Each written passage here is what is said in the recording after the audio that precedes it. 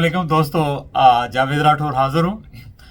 दोस्तों, इस वक्त जॉइंट अवामी एक्शन कमेटी जो आज़ाद कश्मीर की एक मज़ाहमती तहरीक है और लोगों की नुमाइंदगी कर रही है, उसके 38 मुतालबात में से सबसे बड़ा मुतालबा जो है महाजरीन की 12 सीटों के ख़ात्मे का है, जो आज़ाद कश्मीर असम्बली में महाजरीन को मिलती हैं। और इस सिलसिले में आज़ाद कश्मीर के वज़ीर आज़म ने कहा कि ये किसी सूरत में ख़त्म नहीं हो सकती। सरदार अतीक अहमद ख़ान ने कहा कि इन सीटों को ख़त्म करने का मतलब ये है कि तहरीक आज़ादी को ख़त्म करना है। और इस तरह बहुत सारे लोगों ने बहुत सारे जो है वो बयानात दिए हैं, वजूहात बताई हैं। और ये मामला है क्या, ये सीटें ख़त्म क्यों होनी चाहिए और इनकी ज़रूरत क्या है, क्या रखना ज़रूरी है या ख़त्म करना ज़रूरी है, इनके फ़वाइद क्या हैं। आपको मालूम है दोस्तों कि इस साल फरवरी में जब मैं मुज़फ़्फ़राबाद गया था तो वहाँ मैंने एक प्रेस कॉन्फ्रेंस की थी, जिसमें मैंने इन सीटों के ख़ात्मे का मुतालबा किया था और साथ ही जो महाजरीन के लिए 25% मुलाजमतों में कोटा है आज़ाद कश्मीर में, उसके ख़ात्मे का भी मुतालबा किया था। और उसके बाद मैं मीरपुर और कोटली गया और वहाँ भी मैंने प्रेस के नुमाइंदों से बात की, प्रेस क्लब्स में प्रेस कॉन्फ्रेंसेस की और यही मुतालबात दोहराए। और फिर मैं जॉइंट अवामी एक्शन कमेटी के नुमाइंदों से मिला और उनको एक्सप्लेन किया और उनको कहा कि आप अपने एजेंडे में ये शामिल करें, चूँकि ये एक बहुत बड़ा मसला है आज़ाद कश्मीर की हुकूमत के लिए और पूरे आज़ाद कश्मीर के सिस्टम को आगे ले जाने के लिए। और उसके बाद उन्होंने मेहरबानी फरमाई और वो शामिल कर लिया अपने एजेंडे में और उसको सबसे ज़्यादा आवाम को जो है पजीराई जो है आवाम ने इस मसले को दी, इस मुतालबे को दी। अब सबसे पहले सवाल ये पैदा होता है कि ये सीटें बनी क्यों थी। देखें, शुरू में तो ये सीटें नहीं थी, जब आज़ाद कश्मीर हुकूमत बनी थी उस वक्त ये नशिस्तें नहीं थी, बाद में दी गई। और इनका मकसद क्या था? इनका मकसद ये था उस वक्त के आज़ाद कश्मीर के अंदर एक तरफ KH खुर्शीद साहब थे जो नेशनलिस्ट नज़रियात रखते थे, और दूसरी तरफ वो सियासतदान थे जो 100% पाकिस्तान के साथ, पाकिस्तान की तरफ जिनका झुकाव था। और उस वक्त मेरा ख्याल है आज़ाद कश्मीर के अंदर जो अपने हामियों की हुकूमत को बरकरार रखने के लिए या कायम रखने के लिए शायद पाकिस्तानी इस्टेब्लिशमेंट ने ये उनको जो है मशवरा दिया कि आप ये सीटें जो है महाजरीन को नुमाइंदगी दें आज़ाद कश्मीर असम्बली में। तो इस तरह आज़ाद कश्मीर असम्बली में उन महाजरीन को नुमाइंदगी दी गई, जो तो अमलन नहीं थी, कॉन्स्टिट्यूशन का हिस्सा नहीं थी, लेकिन बाद में राजा फारूक हैदर साहब ने उसको इंटर्म कॉन्स्टिट्यूशन में जो आज़ाद कश्मीर का उसमें शामिल किया। अब देखिए, इसके मकासद दो हो सकते हैं इस मकसद के अलावा। एक तो यह है कि आपने महाजरीन के मसाइल जो है वो हल करने के लिए ये काम किया, और दूसरा मकसद ये हो सकता है कि आपने तहरीक आज़ादी को तक़वियत पहुँचाने के लिए ये काम किया। जहाँ तक आज़ाद कश्मीर के जो हुकूमत है और मसाइल का ताल्लुक़ है, तो बात यह है कि जो महाजरीन पाकिस्तान में रहते हैं उनके मसाइल मकामी हैं, मकामी हुकूमतों से मुतल्लिक़ा है, सूबाई हुकूमतों से मुतल्लिक़ा है। वहाँ सूबाई हुकूमतें मौजूद हैं, फिर पाकिस्तान में वजारत अमूर कश्मीर मौजूद है, फिर कश्मीर कौंसल मौजूद है। तो अब ऐसी सूरत में आज़ाद कश्मीर हुकूमत जो है वो क्या करेगी जहाँ उसकी जुरिस्डिक्शन भी नहीं है।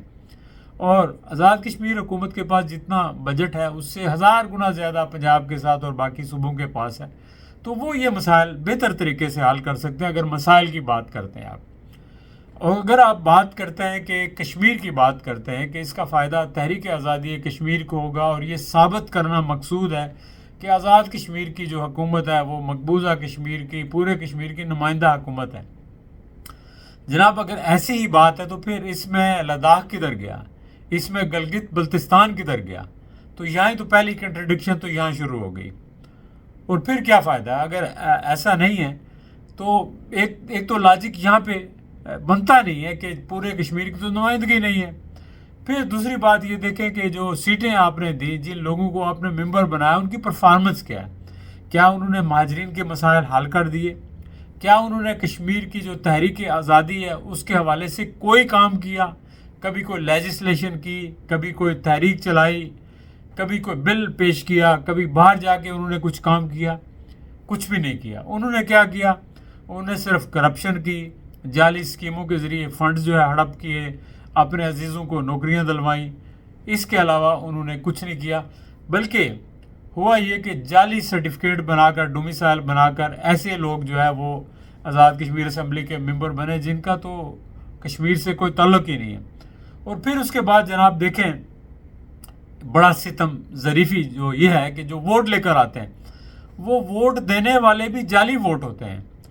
وہ مجھے خود آزاد کشمیر کے، میں نام لوں گا کہ آزاد کشمیر کے ایک سابق وزیر راجہ یاسین صاحب ہیں، کریڈیبل آدمی ہیں، شریف آدمی ہیں. انہوں نے بتایا کہ جو ثناء اللہ قادری تھے انہوں نے خود ان سے کہا کہ وہ پنڈی سے جب الیکشن لڑتے ہیں جو سیٹ ہے وہاں پہ ویلی کی، تو وہ سارے جو ووٹر ہیں ان کے، وہ پنڈی کی میونسپل کارپوریشن کے ووٹر ہوتے ہیں. اور میونسپل کارپوریشن کے لوگوں کو لے جا کر جو صفائی کرنے والے ہیں تو ان سے ووٹ دلوا کے وہ آزاد کشمیر میں جا کے اسمبلی ممبر بن جاتے تھے اور وہاں کشمیر کے لوگوں کی نمائندگی کرتے تھے. تو یہ سارا ایک قسم کا فراڈ اور دھوکہ چل رہا ہے، اس کو ختم ہونا چاہیے.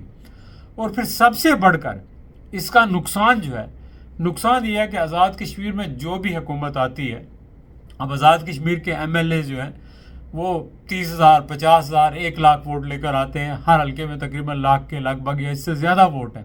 اور دوسری طرف 300-400 ووٹ لے کر کوئی لاہور سے، کراچی سے، گجرانوالہ سے، سیالکوٹ سے آ جاتا ہے بندہ اور وہ وزیر بھی بن جاتا ہے، ساری مراد لیتا ہے، ساری اسکیمیں لیتا ہے. تو اس کی کیا جسٹیفیکیشن ہے؟ یہ کسی دنیا کے ملک میں ہوتا ہے؟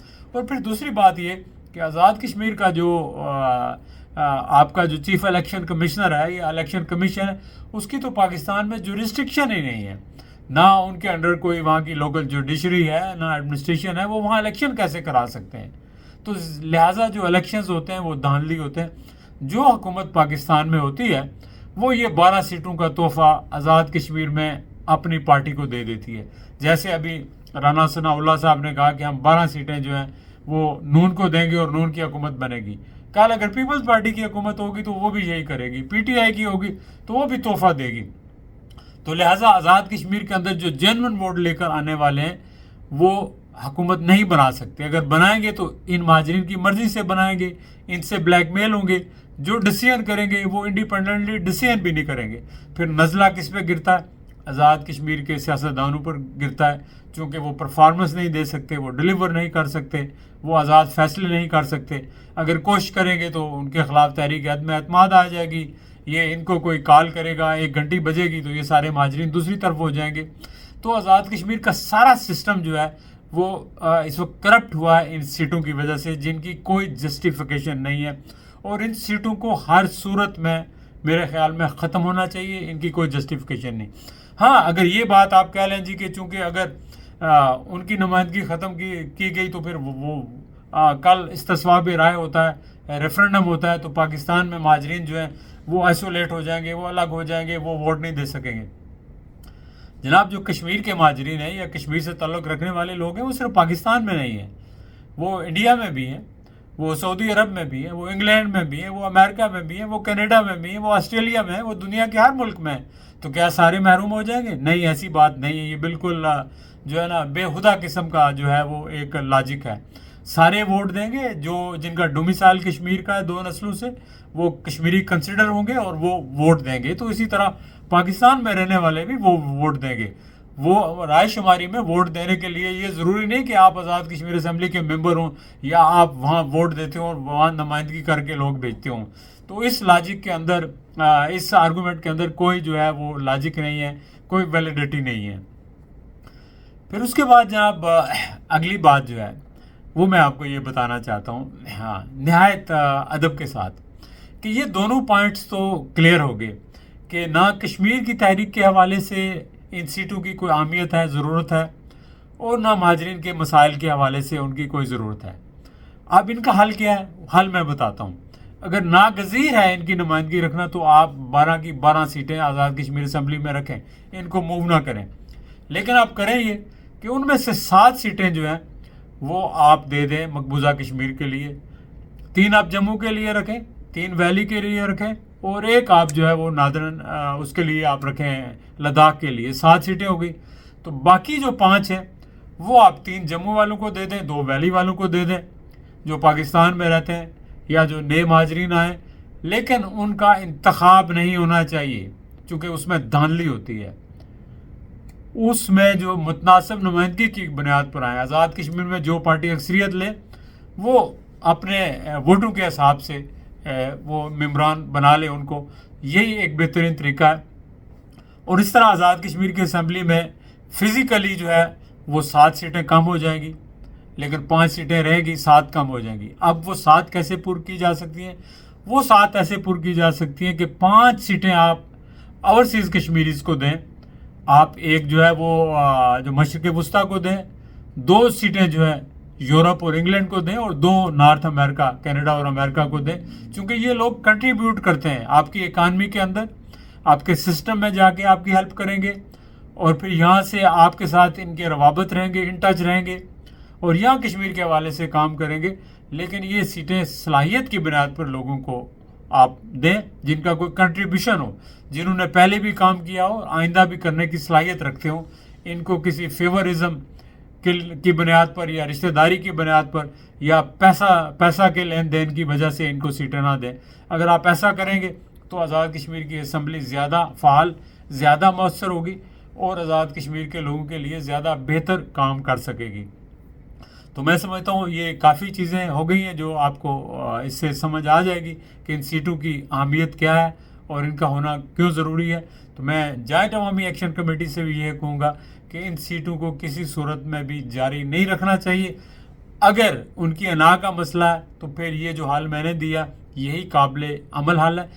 دوسرا، آزاد کشمیر کی جو ہائی کورٹ ہے، سپریم کورٹ ہے، یا چیف الیکشن کمیشن ہے، الیکشن کمشنر ہے، ان کی پاکستان کے اندر کوئی جورسڈکشن نہیں ہے، نہ وہ کر سکتے ہیں، تو لہٰذا وہاں پہ الیکشنز نہیں ہونا چاہیے، چونکہ ان کے اندر ان الیکشنز میں دھاندلی ہوتی ہے۔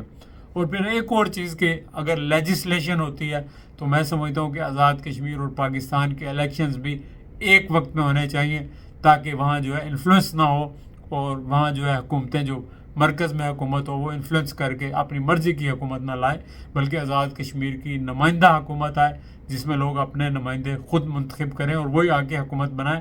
پاکستان کی کوئی پارٹی ان کو ڈکٹیٹ کر کے یہ نہ پک اور چوز کرے کہ یہ پرائم منسٹر ہوگا، اور وہ سارے لوگ جو ہے یہاں آ کے وہ مالش کرتے رہے ہیں اسلام آباد میں، لاہور میں، کراچی میں، کہ ہم نے وزیر اعظم بننا ہے، لہٰذا ہم ان کو خوش کرنے کے لیے ایڑیاں رگڑتے رہیں، تو وہ عوام کے نمائندے نہیں ہوں گے۔